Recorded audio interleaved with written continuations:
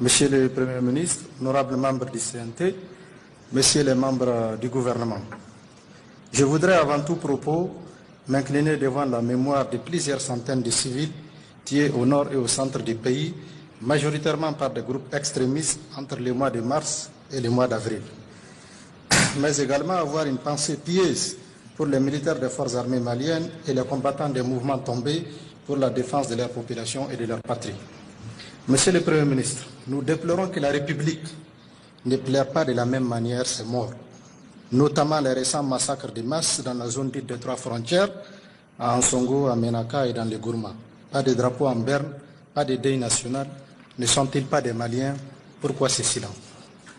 Sur la question de défense et de sécurité, Monsieur le Premier ministre, la situation sécuritaire se dégrade, notamment dans la partie nord-est du pays.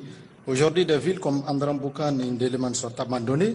Des villes aujourd'hui comme Tessit, comme Ansongo ou comme Lamzaga ne tiennent qu'à un fil face à la montée en puissance de ce que mon frère tout à l'heure a dit, de l'État islamique Daesh. La situation humanitaire à cause de cette crise sécuritaire est aujourd'hui dramatique. Des populations sont déplacées de leurs villages, de leurs campements, de leurs lieux d'origine. Ils ont tout abandonné. Aujourd'hui, concrètement, Monsieur le Premier ministre, qu'est-ce que le gouvernement est en train d'entreprendre pour venir au secours de ces populations-là, notamment par rapport à cette crise humanitaire sans précédent?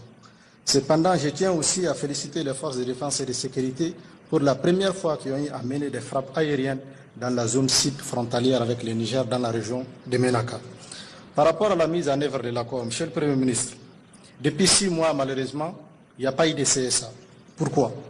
Tout à l'heure, vous avez dit que dans l'accord de paix, il y a des partis qui nous mènent incessamment vers la division du pays. Je souhaite savoir dans quelle partie du contenu de ce document qu'on a signé en 2015 parle de la division du Mali. Dans le préambule de cet accord, c'est très clair, c'est un accord dans lequel tout est fait dans le cadre de l'intégrité territoriale, du caractère républicain et laïque de l'État malien. Il n'y a aucune ambiguïté là-dessus. S'il y a des ambiguïtés, alors que les partis se